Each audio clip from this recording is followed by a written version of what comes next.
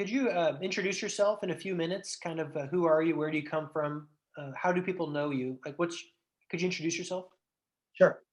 I'm Steve Perkins. I'm 78 years old, live in Michigan City, Indiana, at least for the last 3 years. And before that, I lived in Chicago and in Evanston for since graduate school. I grew up in Springfield, Mass. Went to Harvard for undergraduate, came to the University of Chicago for graduate school, and got a PhD in psychology of religion there. But really, I spent my graduate career doing anti-war organizing against the war in Vietnam. And by the time I got my PhD, I realized I was a lot better organizer than I was an academic, and never looked back. So I've done a lot of different things in my life, all around social change, environmental justice, economic justice, and climate. I started off being co-director of a community organization, and I was a labor organizer for a teachers union. I worked at the first community economic development bank in the country, a group that had bought a commercial bank in South Shore on the south side of Chicago and wanted to turn it into the anchor of a redevelopment initiative. So I worked there for a couple of years, and then I started a for-profit development company trying to prove that when a neighborhood goes from white to black, the commercial district can survive and prosper. So I put together an interracial partnership. We bought 3 blocks of commercial real estate on 71st Street in South Shore. And, we tried to create a robust commercial district. It's in fair condition now, but all those buildings are up 40 years later, and the ones that we didn't own are largely down. So it was successful after a fashion. We tried to do a housing co-op, and that was a disaster.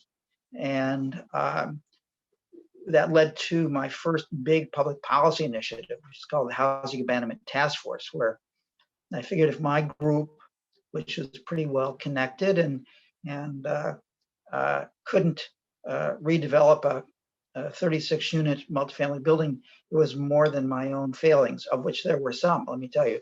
So we took it as a structural question and created a 11 organization partnership to look at all aspects of multifamily housing ownership and put together an agenda really for the conservation of multifamily housing in Chicago. So we did that. And then I joined the Center for Neighborhood Technology, where I worked for 38 years. And CNT tries to get the city to work for everyone. We work at the intersection of environmental justice and economic sustainability, and we've done many, many different programs over the years. And then on my free time, I did 2 kinds of things. I did interreligious organizing, brought together a group of people from many different faith traditions and developed a shared framework called One Creation, One People, One Place, sustainability at the south end of Lake Michigan. And, basically found a shared language that people could recognize as having religious value, and did a diagnostic of the region, and sent it out to lots of people and got no reaction whatsoever. This was in 98. So I convened a group of people in Evanston that some of whom have been involved in this prior effort, and formed the Evanston Interreligious Sustainability Circle. And the invitation asked people if they wanted to make Evanston a more sustainable place as an expression of their faith tradition. And so 20 people showed up that day. And those 20 people met every month for 18 years and led the transformation of Evanston into one of the most sustainable cities in the country now. And we would typically choose a topic like energy. We would research the options that we thought would, and then we would have a community meeting co-sponsored by another 20 or 30 groups, get 100 people there. We'd present the options and breakout sessions and see whether there was energy to set up a new organization to look at energy. And we repeated that format for energy, food, transportation, and housing. And every year we would bring someone in from a city that was further along on the sustainability path, like Portland, Oregon, and basically tell us that we had a long way to go, but there were things that we could do. After one of those Earth Day forums, I proposed to our city manager that we jointly develop a climate action plan for Evanston. And this was in 2006. And she said, yes, let's do it. And so we did all the work. Citizens did all the work. We had a public meeting, got 120 people showed up. We divided into task forces. We had 2 citizen chairs and 1 city staff person co-chair 9 task forces. And we looked at every aspect of the city and came up with a plan. And eventually the city adopted it as a framework. And it was in all honesty, I think the city council was really thrilled that it didn't cost any money. They were almost giddy that this much work had gotten done at no cost to the city, but they did adopt it. And then that became a touchstone for future efforts. And the original goal was to reduce emissions against a 2000 Kyoto baseline by about four points in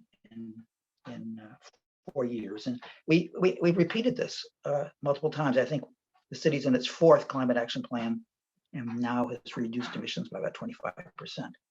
So of the 200 initiatives that we identified, I think only a handful actually moved the needle. Some had some value at raising consciousness, but in terms of actually reducing emissions, that not very many things that we tried worked, but those that did work made a big difference. And so, I think we showed that at the municipal level, it's possible to have an enormous impact on emissions if you have the right regulatory framework in place from the state. And so, that was my most gratifying climate work, but did a lot of other climate things along the way. Moved here to Michigan City 3 years ago, and with the support of the mayor, we got a sustainability commission in place, and it now is providing citizen leadership. It was approved by city council, so has some legitimacy and leadership on climate, energy, habitat restoration, and stuff of that sort. So that's me. I love it. If you had to, what are some threads that you've seen throughout it all? Well, yeah, I think the natural thing to do is to look around and look at your opportunities and figure out what's the best thing you can do at that moment in time. And that's maybe the only thing you can do. But the fact that it may be the only thing you can do doesn't necessarily mean that it's going to be successful. I mean, many of the things I've tried were not successful, but fortunately, a couple of them were. And let me talk about the most successful one. We'd already passed the climate action plan, and we were figuring out how are we ever going to meet these goals. And the Illinois legislature had passed a law authorizing municipalities to aggregate the electric demand from residential consumers, and then then to buy electricity in the electricity marketplace on behalf of consumers. But you had to get approval by a referendum. So we organized the referendum and did a big campaign to get it passed. But our campaign was two-part. One was to pass a referendum, and the other was to buy green power. And we got the referendum through pretty easily, but it was a lot more difficult actually getting the city council to buy a green power because there was a slight cost differential, and but they agreed to do it finally. But every time the contract was up, there was another big discussion about whether the differential was justified, and so that's really where the emissions reductions happened in Evanston.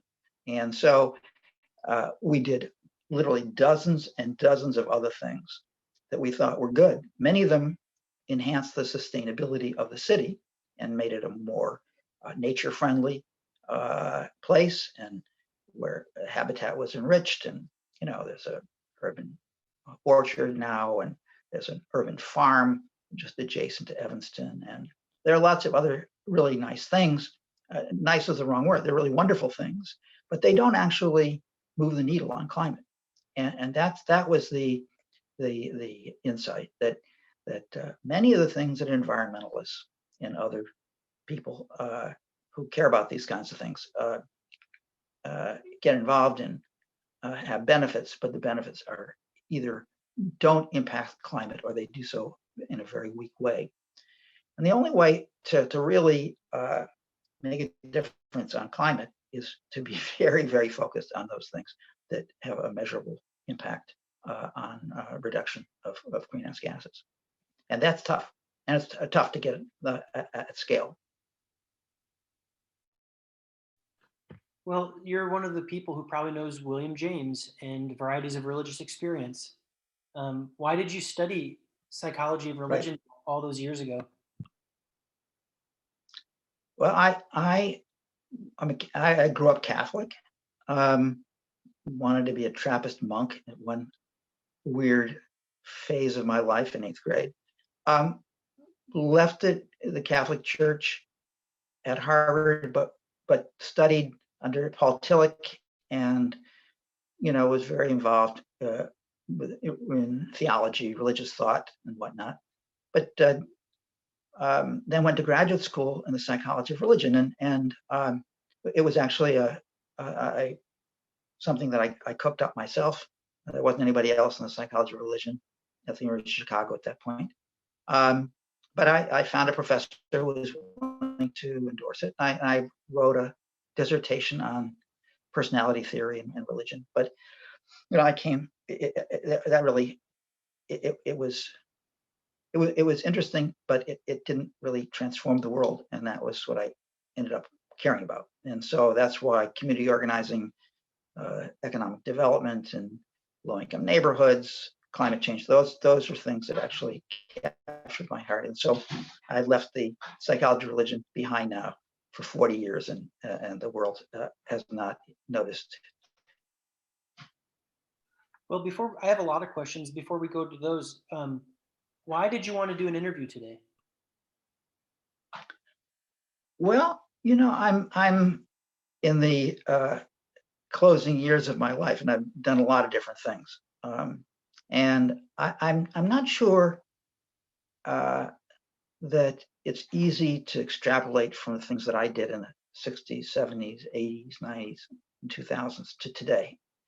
But if there is a way to do that, that would be a good thing to do. That would be efficient, and anything that makes these social movements and more effective and moves the needle is a good thing. And so it's worth a try.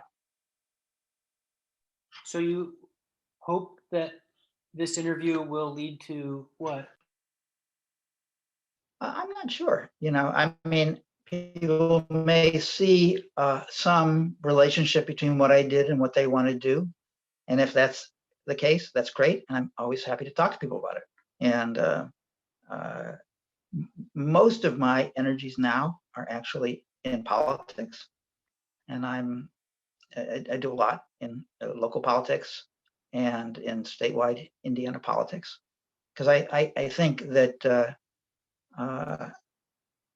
unless we transform our political culture, all these other things are really not going to work in the long haul.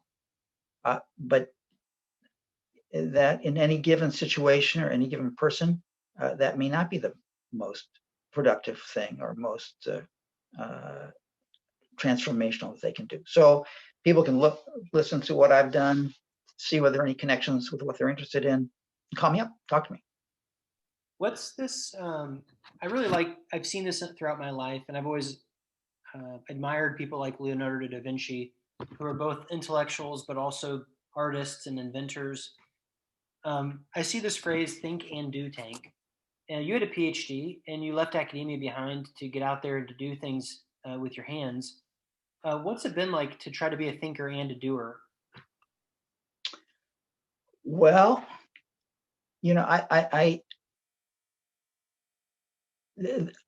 when you say with my hands, that's really not correct, because basically I have no gifts of an artistic sort or carpentry or anything like that. All of my gifts have to do with thinking and group process and strategy. So there's actually a lot of similarity to what I did with a PhD, because I do a lot of writing, I think about strategy, and I run lots of meetings. I mean, I think of all the various skills I have, being a serious leader of groups is at the top of the list. I spend a lot of time on it. I think about agendas. I am very intent on inclusive process, but one that is inclusive and moves the agenda along, and then is well documented, so that when people give their time as volunteers for one of these efforts, they actually can see that something actually happens. So, the first time I realized that I had a useful skill in this world was I was in my community organization way back, and we'd had a sort of chaotic committee meeting, and I sat down at my IBM Selectric 2 typewriter, and I typed up the minutes. And although what I wrote was not actually what was said, it was what was implicit as the shared agreement or perspective. So everybody was really happy. And so the ability to identify implicit strategies and places where people can come together, agree, and move and act. That's one of the things I like to do and do well. And it's a lot more fun for me than reading books and writing articles and stuff like that. And teaching. I'm not really a teacher, So I was lucky that I found a niche that I could do that was useful. So less research, but you're still writing for sure, most and strategy for sure, and running or facilitating group meetings with a focus on being intentional with an agenda and having an inclusive process. Because you're so good at leading groups and meetings, what are some of the low hanging fruit you can recommend to people that will make most meetings much better?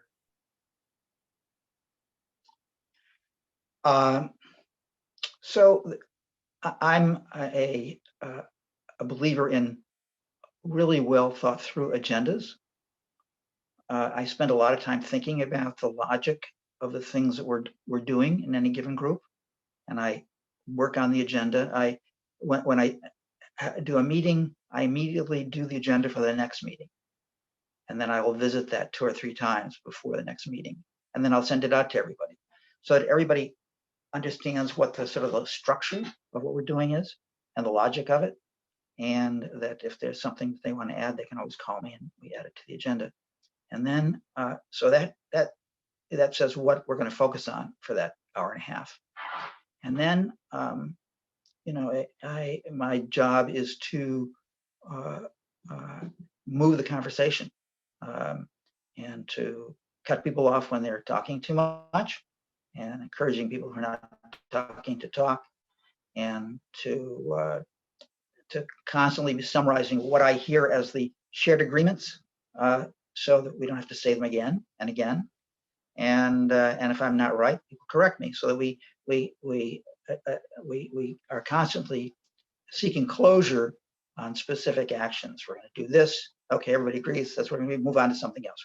So that we can come out of a meeting with 10 or 15 useful things to do with different people. And you don't leave anything until somebody says, okay, I will be responsible for following through on that. And so every issue has closure. Every issue has someone responsible for carrying it through. And then at the next meeting, part of what you're doing is people are reporting back on what they learned, what they did, or whether they didn't do it. I mean, but that there's a lot of movement and a lot of, it makes for a very productive process, and people feel heard. And people really want to be effective. In my experience, people have spent a lot of time in meetings that didn't go anywhere. Where one person monopolized and talked and drove everybody crazy. So, I've been known to cut people off, sometimes brutally, but after a while, people learn to say their mind without rambling on forever and making room for other people, and it makes for good groups. If nothing else comes from this meeting, I think that insight, if people internalize it, it'll have a huge leverage. So basically, I like how you said you revisit the agenda a couple times. You send it out to everybody so they have time to prepare and think about it. They can amend the agenda if they want to. And then your job is to kind of keep the people on track on the agenda, but you make sure that if people are taking up too much time, you cut them off. And if they're too shy or they're not sharing, you encourage them. And you always try to figure out what are the shared agreements and write them down. And also, what can we do to turn this agreement into an action? And you don't move forward until until somebody commits to the action. So by the end of the meeting, you have 10 or 15 actions with the person responsible. And then at the next meeting, you basically review how it went. And by doing this, you're guiding learning and doing and commitment. Did I get all that? Yeah, you listen to it very well. I guess the other thing you said is that the whole thing can really be fun. I mean, not fun as in a party, but really enjoyable. You create a community of people who have a shared set of values and a shared goal, and they make something happen together and have a good time at it. And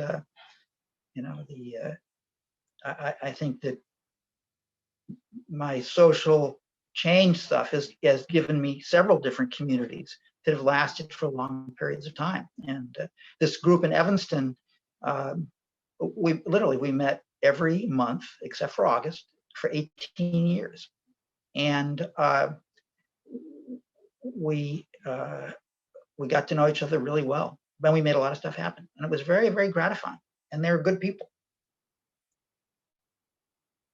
This is a technical thing, but how often should meetings meet? Is it monthly if they're volunteers, and if they're full time, then meet more like every day or every week? Or that's one of the things that's discussed at the end of every meeting. How soon should we meet again? And depending on what's happening, waiting a month is okay. Other times it's just way too long. Sometimes if you're heading up toward an election, for example, you want to meet every week. Or if you've just come out of an election, you're trying to figure out what you learned, maybe you meet every 2 weeks. But that's a critical thing. I'm not rigid on it, because it depends a lot on where we are in the process that we're working on. are there any fun little techniques that you've picked up as a facilitator? Like, for example, one that I learned that seems to be effective is, and I don't do this for obviously every meeting because it bogs things down, but basically asking people to repeat what other people said. So you all go around and somebody shares something, an idea, and then you ask somebody to repeat what that person said. And it kind of keeps them on their toes and makes people pay attention to each other. And it almost always surfaces the fact that no, they didn't understand and they have to repeat it. Are there any little techniques like that you've learned that are kind of like icing on the cake that make it interesting and deep and fun?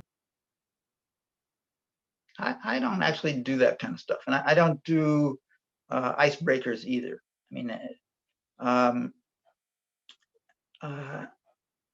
I find that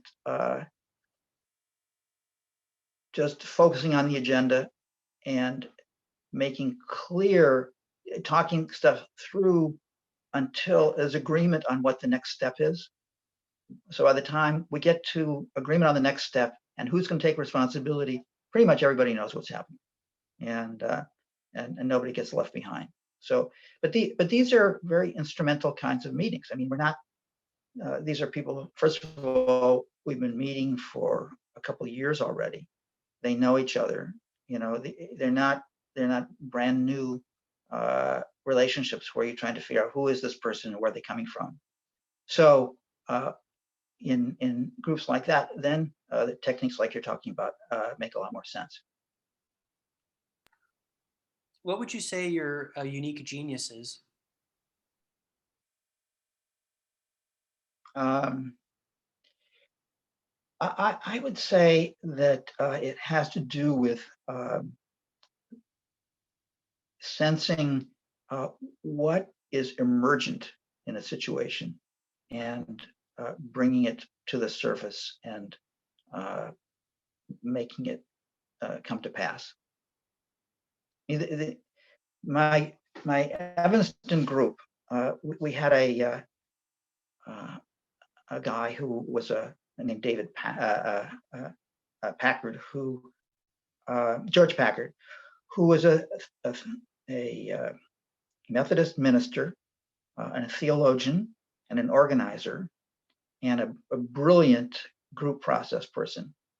And we would bring him in every year or so to think about strategy. And he's the one who said that what our group was doing was always emergent. What is it?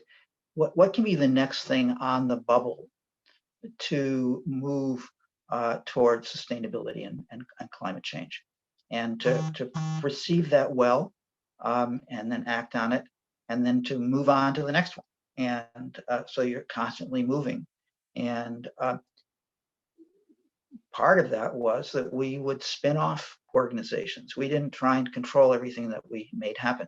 Matter of fact, we didn't want to control anything. We wanted to get things started well enough so that the people who really cared about that very specific thing could take it on and make it happen, whereas we could keep working from the perspective of the whole and say, well, okay, we've got this energy group going now. What's the next thing? What do we think the community is ready for? Well, it's housing, or it's food, or it's transportation, or it's climate, and then to keep listening for that next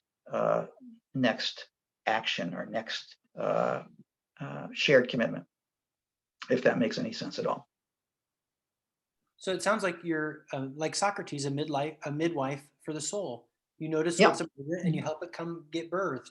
Right. It definitely is very much a midwife.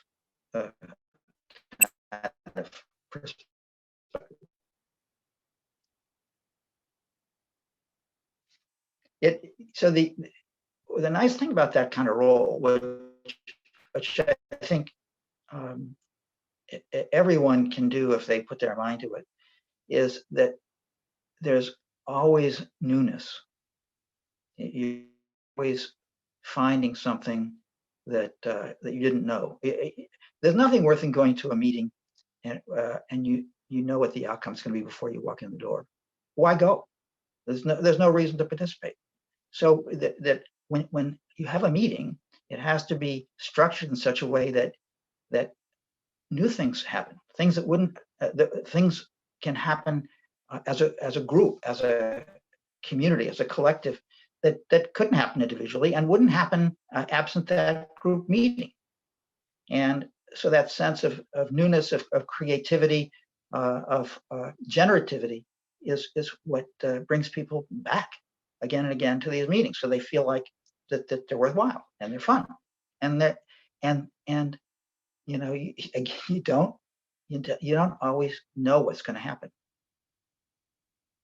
Do you start your meetings with either a prayer or some kind of intentional invocation? This became a topic of discussion at the Evanston Interreligious Sustainability Circle. In one of our planning sessions with George Packard. We decided that that these were all people who belong to some faith tradition. They're pretty diverse, and we would begin by singing a hymn. So we met in the same place every time for 18 years. It was in the basement of the Friends Meeting House, and so we would hand out the hymnals at the Friends Meeting House, and somebody would choose a hymn, and we would sing the hymn. The singing wasn't that great, and I'm a terrible singer, but it defined the space as not a Sierra Club meeting or a community organization meeting, but a religious meeting, broadly speaking. And we also developed a statement of core values, and we read it at the beginning of each meeting. There were like, I think there were 9 statements, and sometimes we'd go around the room and each person would say one, or we'd divide the room in half and we'd do it. One half would do the first one and the other half of the room would do the others. But again, it was kind of a liturgical framework for those meetings. I don't do that in the secular meetings that I run. But if where everybody agrees that this is a religious enterprise, as broadly speaking, as well as a change the world enterprise, then those kind of activities really define that space that way, and that worked really well.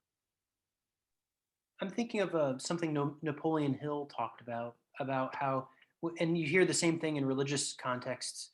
Whenever people come together, there's a group mind that's formed.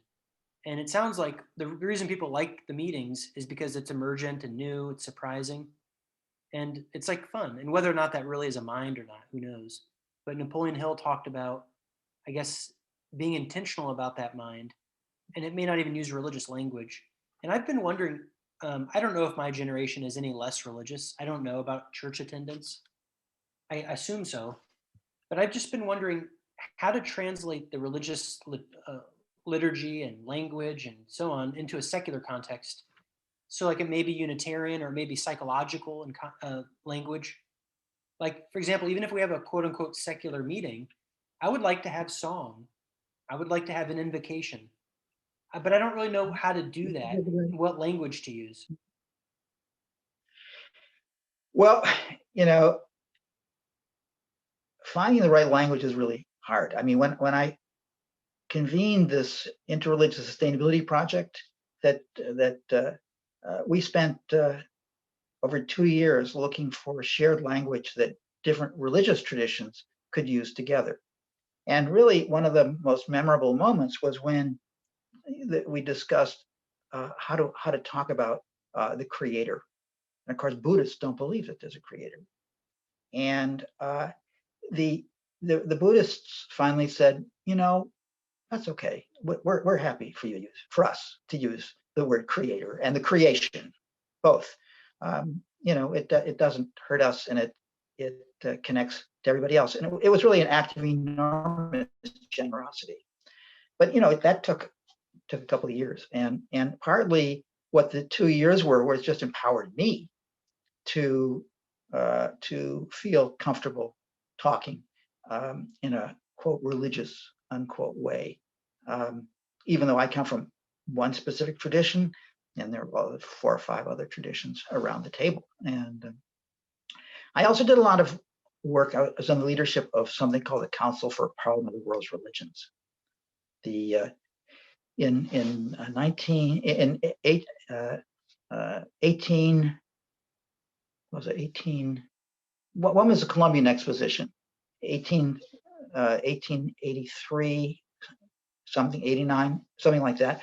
It was on the Midway, on the south side of Chicago, near the University of Chicago, and the people who were organizing it decided to have a parliament of the world's religions. It was the first gathering of different faith traditions in modern history, and they invited religious leaders from all over the world to come. And I think they basically thought that these people would realize that Christianity was the way, but they didn't say that.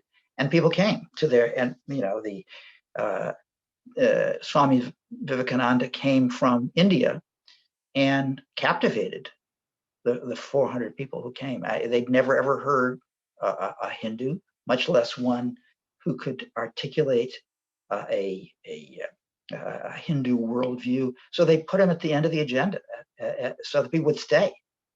So 100 years later, there was another Parliament of World's Religions, and there's one every 4 or 5 years since then. And so I organized there was one in Cape Town, I think it was 2003, and I organized a 2-day symposium on sustainability from a religious perspective. It didn't get a lot of play. I think we had 40, 50 people participated, but it was again an attempt to find language, but also to get religious people who have many concerns, but a lot of them don't have anything to do with the earth. So at any rate, in that was a much more diverse set of faith traditions than we had in Evanston, and it was interesting and challenging and humbling, really, to realize that whatever your worldview is or your religion, it's one of many, and there are a lot of people doing wonderful work. I'll just tell you one quick story. One of the parliaments was in Barcelona, and there a couple thousand people came from all over the world for this, and the Sikhs decided they would feed everyone. Now, this is one of the spiritual actions that the Sikh community does, and it has kitchens and it feeds everyone who comes. And so they fed everybody, and the people who were doing the work were Sikhs from all over the world, doctors and lawyers and taxi cab people, and they would go out and buy the food. Somehow they came up with the money, and it was a transformational thing, because all of a sudden we're not just talking to each other, we were eating together, and we were doing so in their way, sitting on the ground, and eating Indian food. It was really wonderful, and the generosity of that community was just marvelous. So, it's a reminder that, however wonderful I think my tradition is, there are a lot of wonderful things in other traditions that one needs to keep in mind. Since you have a deep religious background, what about this criticism that a lot of environmentalism is a religion, and it's like a paganism? Is it, and who cares? Yeah, I don't have much to say about that. I mean, paganism, as I understand it, is a worldview that, in its best, says that the earth itself is sacred, and its processes are sacred, and we should honor them and celebrate them and support them. Well, I agree with that, and I'm not a pagan. I just I agree. I think about other things as well, and I'm hoping that everybody on the earth will be a pagan in that sense, and they may also be a Catholic or a Sikh or a Buddhist. But I believe that this care of creation is the glue that can actually hold the world together. Today it's under assault, but it's the the bottom line for everyone is that we share the same planet, and so we have to learn to take care of it and not trash it and honor it, and sort of celebrating the beauty of the earth is that's a religious act as far as I'm concerned. And whether you do it by doing habitat restoration or kayaking up a river, or I mean, there are a lot of ways to do it. But I think that that's something that we all share, no matter what our nationality or religion or whatever. Here's a more strategic question. So I have a friend who has a friend who helps building contractors improve building efficiency. And I know you have a ton of experience with weatherizing homes and that kind of thing. And this particular man who trains contractors, he says that his clients, they don't care a bit about climate change, but they very much care about reducing energy costs of their clients. And so this person who is having a tremendous impact in the Midwest for climate doesn't talk about climate. Contrast that to carbon neutral Indiana. Our name is a scientific concept. It's not talking about neighborhood or love or community or place. It's not talking about sharing meals. It's talking about a concept. And I've heard other people say that really what motivates people is not reducing their carbon footprint. It's sharing meals with their family and their neighbor and walking around in their neighborhood. It's not reducing greenhouse gases of transportation. It's installing sidewalks so people can walk. How do you feel about this, about the rhetoric or the strategy of the rhetoric? How do you talk about it?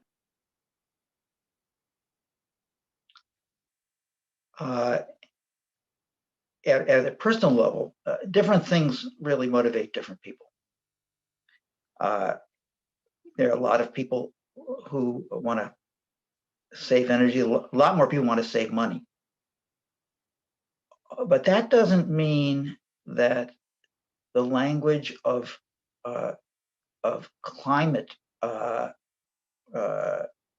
isn't essential for everybody. Everything we do has multiple frameworks. Nothing is simple, and I'm for always linking what we do, whatever it is, whether it's new sidewalks or energy efficient homes or eating dinner together as a community or a family, back to climate. I was involved in developing a curriculum which we called Equity Express, and yeah, it was really an attempt to merge financial literacy with environmental awareness and climate awareness. And so we would, it was a success. We would talk in one session about reducing energy use. We'd talk about practical strategies, but we'd also always talk about how did climate change work anyway. And it was amazing to me that we could have 15 people in a room and not a single person understood what the mechanism of global warming was. Not one person. And so it's really important, so that when people, yes, they can save some money. Yes, they can put a compact fluorescent light bulb in, but it's really important. And we found that what was important to people to be able to say, yeah, I'm actually part of the solution of climate change because what I'm doing is reducing emissions. And so I think the things go together, and to look at the linkages and to articulate the linkages is an important thing to do, because I think it will, not only does it make people understand how their world works, but it also, I think, keeps the action from sort of disintegrating over time. The hardest thing is when we make these changes to get them to stick for a long time. And I think having that awareness of the climate framework, this largest framework, is really important for making these very specific changes stick. So that goes back to the beginning. How do you be a thinker and a doer? So the thinker has all these this conceptual framework, and then the doer, you're able to bring those thoughts down into your daily life and actually manifest them. I think that's what all of the Jewish religion is all of the things that a Jew does instantiate these ideas. I'm sure other religions are the same way. But when you turn the lights off, you think, oh, this is to save energy, which is to help the climate. That makes the action meaningful, and it connects you to this big world. Is that what you're Right. saying? That's a good way to help behavior change? Yeah, I think so. Yeah, I think, uh, you know, turning off the light when you leave a room, that's a prayer of a certain sort. And um, so I don't know how many people think of it that way, but that's what I do. That's how I think about it. Which another question I had for you was, I met one young entrepreneur, a climate entrepreneur, who's working on electric vehicle charging stations and specifically the software that runs them. And he said his goal is to solve climate without bothering anyone.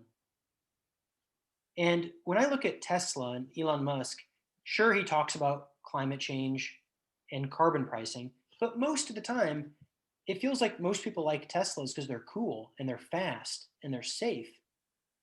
So my question has to do with like, can you compare and contrast these two different approaches? One approach is focusing on the people, the behavior change, the culture change, helping the city of Evanston create a climate action plan and shepherding it forward through the years. So one's down through the people, the other is bottom up through the technology where the people don't even know what they're doing. The technological infrastructure changes beneath their feet and they're totally unaware. Can you compare and contrast those? And like, what are the benefits of each? And Well, let's use the Evanston example. Um, we would not have been able to achieve our goals if the city of Evanston had not been able to aggregate the residential electric load and then essentially buy green power or electric power that had offsets. But absent a citizen engagement and organizing, it would never have happened because, and in fact, Evanston was the only city that did that. I mean, it wasn't the only one that did it originally. I think Oak Park did it for a short while, but there wasn't any organized voice that said, no, we've got to hold on to this. So I think these things go together. I mean, I'm always a both and person, and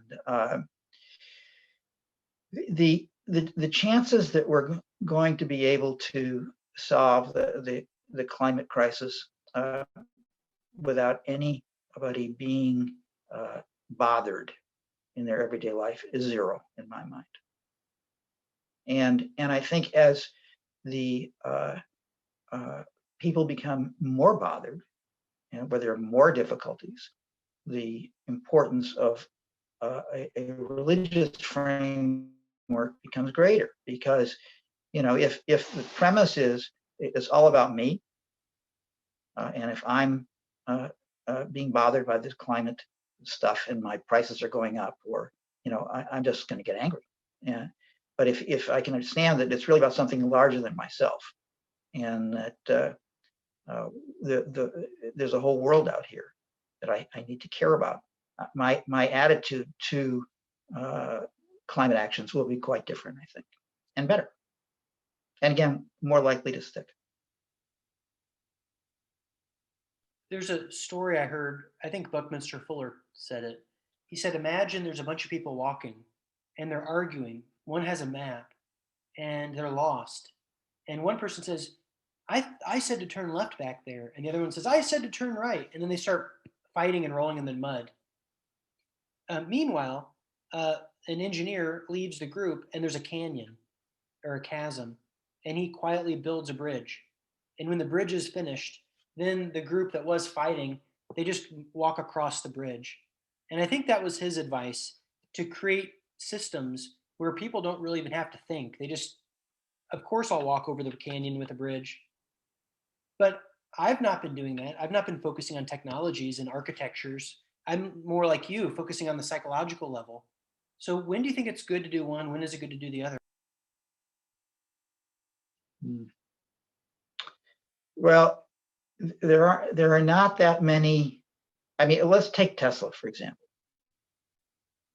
So Tesla has built this snazzy car, and his company now has this huge valuation. I think he's the wealthiest person on the planet now. But I was just reading yesterday that the profits to his company don't come primarily from selling cars.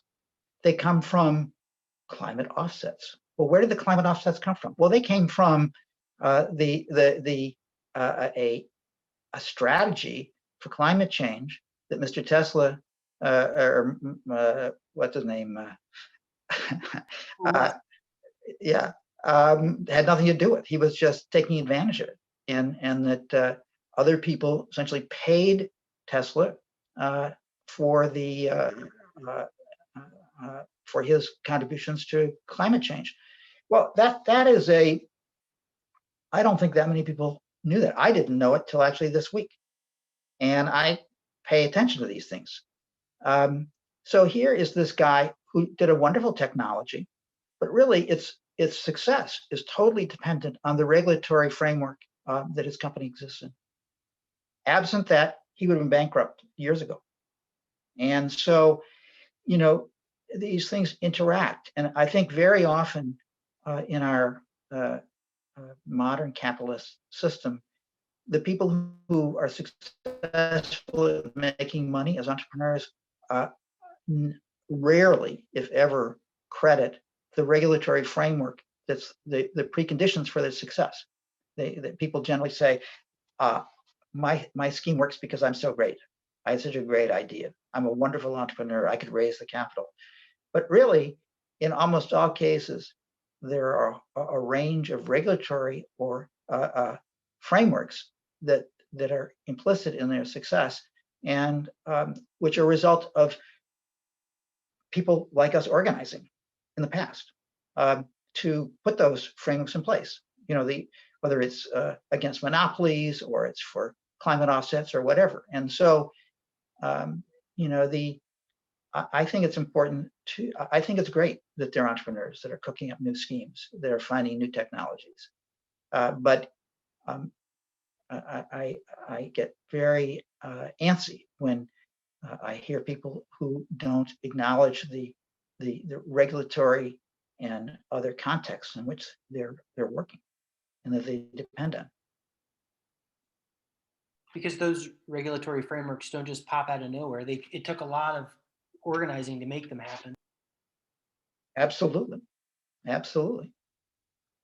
I mean, I think that we have to get to a place where carbon is priced, and that will be painful for a lot of people and be a lot of disruption. But absent that, it's hard for me to imagine that we're going to actually meet our climate goals unless we're internalizing the cost of carbon.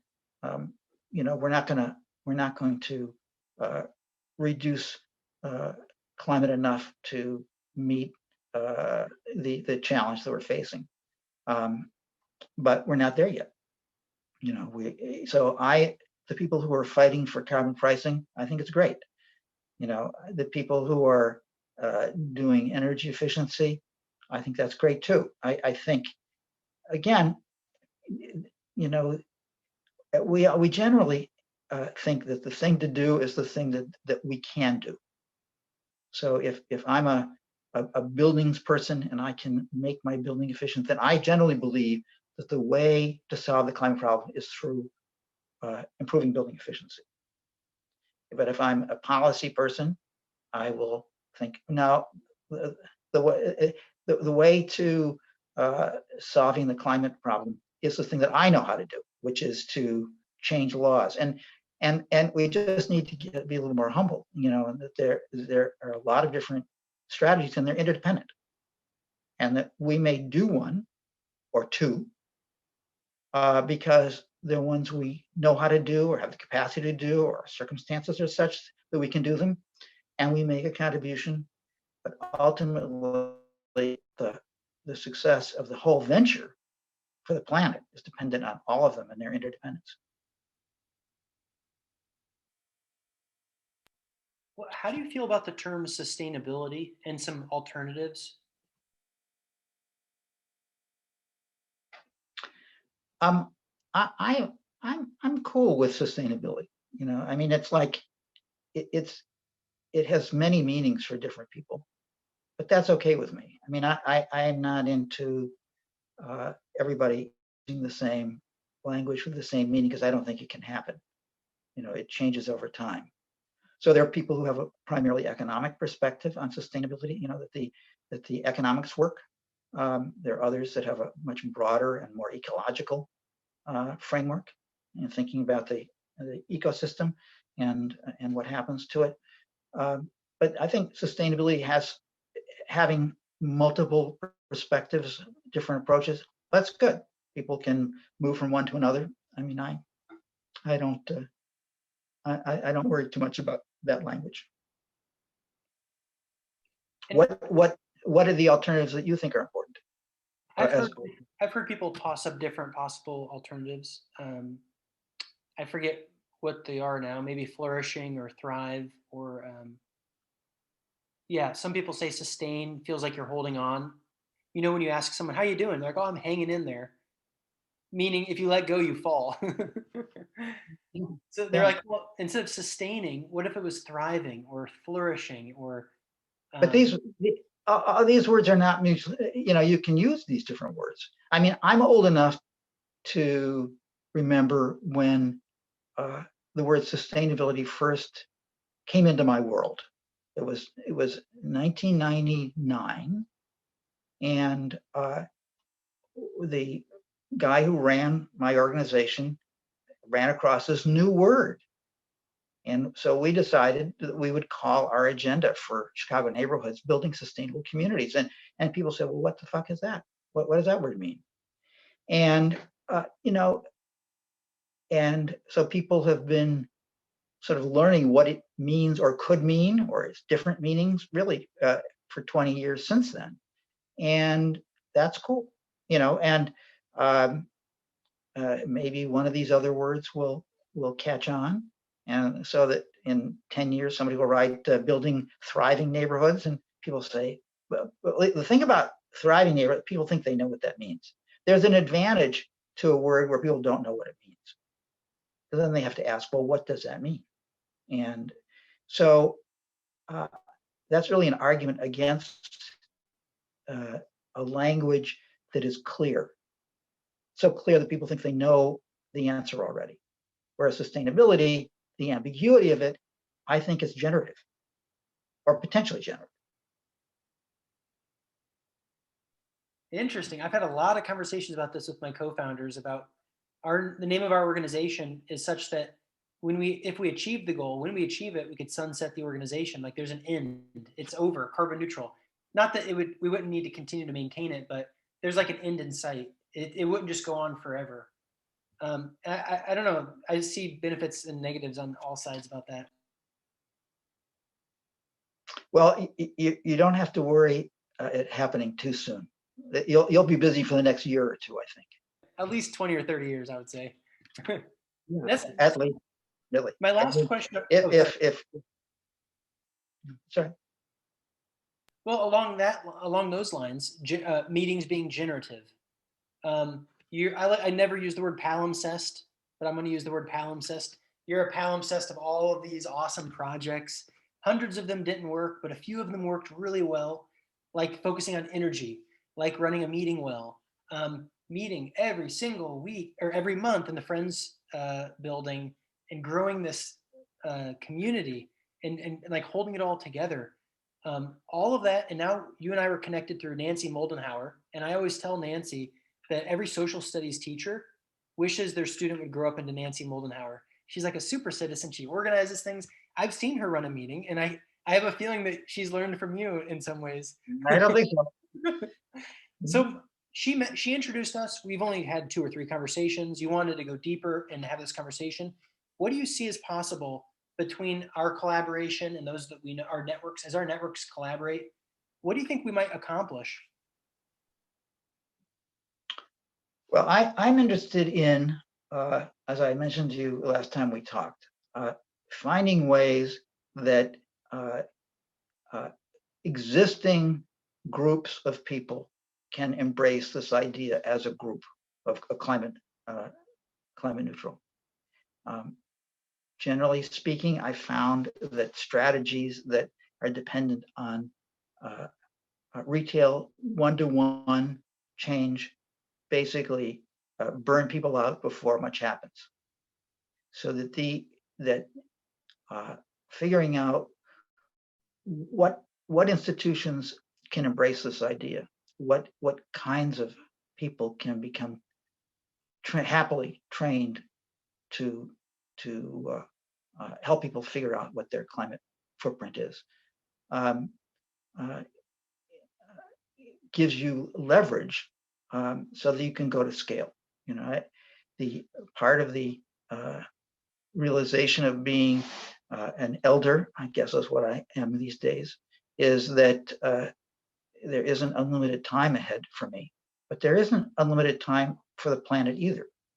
And so I keep looking for where is there leverage? What the first principle is that people are already organized, and that one needs to say, okay, how can what I want to bring to bear on climate change connect to the existing organizations that people have?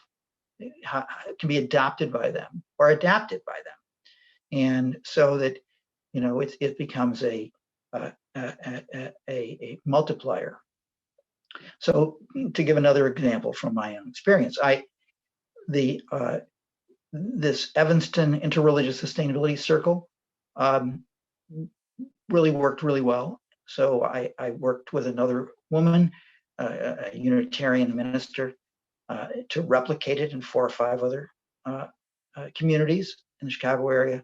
It didn't really fly in the other ones, and so we ended up starting a new group called Faith in Place, and the strategy changed. The strategy switched from being community-centered to being congregation-centered. And so Faith in Place now is a network of hundreds and hundreds of congregations around the state of Illinois, of whom I think 175 have green teams. These are committees that are constantly working on environmental and sustainability issues, and they lobby state legislators on important bills, particularly on jobs and energy. They also do community gardens, and they do habitat restoration, and they retrofit their facilities, and they talk about and they have community gardens, and they talk about nutrition. I mean, they're very holistic, and that they are aggregating up from individuals to congregations, but now the congregations are now working together to influence legislation in Springfield. So it's all about sort of aggregating up, not losing the feet on the ground or the lowest level of this organization, but getting larger and larger, and so that it can have more and more impact. Can you elaborate the strategy change? I missed it. So the one didn't work, so you tried different strategy. Right. My original idea was that people of faith could provide leadership on the transformation of their communities into sustainable, climate-friendly places, and I made it happen, with my collaborators in one place. Not, as good as it was, it in other places, people chose one project. They worked on a project, and the project either went forward or it didn't go forward, but it didn't generate the second project and the third project and the fourth project. They somehow couldn't embody this idea of this whole that you're working toward. And but meanwhile, there were individual congregations that were doing really interesting things, and that felt like they could get benefit from being connected to other religious congregations of their own and of other faith traditions, doing similar things. And so there was a shift from trying to change the community to helping religious congregations model sustainability themselves, and then work with other congregations to make do sustainability projects or change laws or whatever. So it was different. I mean, in the beginning, our attitude was the people who came together for the Interreligious Sustainability Project were refugees from their religious congregations. They had, if I cared about the earth and I was a Catholic, I had more in common with a Jew or a Muslim who cared about that than I did with most of the people sitting in the pews around me on Sunday. And so, you know, we paid for the first 10 years of the circle. We would begin reporting what was happening in our congregations, and it was dismal. You know, finally things started to move after 10 years, and congregations started to get some life to them. There was a cultural shift along the way, and so. Oh, so I'm gonna, just to interrupt you for a moment. So the shift was, you did a lot of good in your congregation, and you thought you could just replicate it. That didn't work out. So and then some people would do a project and it would end. They didn't have the whole picture. They wouldn't create another project. So I think I heard, instead of encouraging people to have projects, you encouraged a process that generated many projects. And then I think I also heard, and instead of just focusing on your community, which gets dismal, you find other like minds in other communities and keep each other warm, basically. And even that, it takes 10 years to change the culture of your communities. So what was the change exactly from what to what that changed your strategy? What you said was correct, except you used the wrong word. I mean, it was the congregation that wasn't moving, and that's why we focused on the community for a long time. And the community, meaning the community around the community of Evanston. Okay, so instead of focusing on the congregation, you focus on the city of Evanston. Right. Yeah. Right. But you know, times have changed. I mean, religious congregations are now doing a lot of exciting things, and there are religious leaders who routinely talk about and act on climate questions. And in my own tradition, Pope Francis, publication of Laudato Si was a milestone for us. I mean, all of a sudden, the Catholic Church has a doctrine or an encyclical that lays out this relationship between the earth and the people on it, and our responsibility. Well, that's a big shift, and that's happened really in the last 5 years. So there's a lot of change that's happened, and it is happening. So that makes me optimistic about the possibility of change. There's been enormous change, although a lot of people will still fight it. I'm a believer that there is no one strategy. There is no one way. There are just many ways, and people have to look for the way that works for them, that they can put their heart and soul into at this moment in time. But realize that in 2 years, you may be onto another thing that captures your heart and soul. I mean, it's dynamic. This idea of emergence really is a way to think about being a productive social change person for your whole life. I mean, you're not looking. It's not like you're going to found a company and run that company for 40 years. Really, you're going to be constantly figuring out, where can I make the most impact on society or climate or environmental justice at this moment in time, given the dynamics of the society or of dynamics of my community. And it's constantly, will be constantly changing. And if things go well, that there'll be more and more people thinking that way, thinking in an emergent framework, and more and more things happen. So just to go back one last time, it sounds like if you focused on your congregation, it could get lonely. So you found like minds in other congregations, and instead of trying to push a mountain and change your congregation, you just focused on, you kept each other warm with like minds and focused on the city. Over the years, actually the congregations did change, but that's partially because there's a cultural change in the whole society. So the parallel in Indiana seems to be, someone from Fort Wayne can say, wow, I don't know anybody who's into this, but they have a conversation with people in Indianapolis and Gary and whatever. We keep each other warm, and then eventually our little cities will change culture too.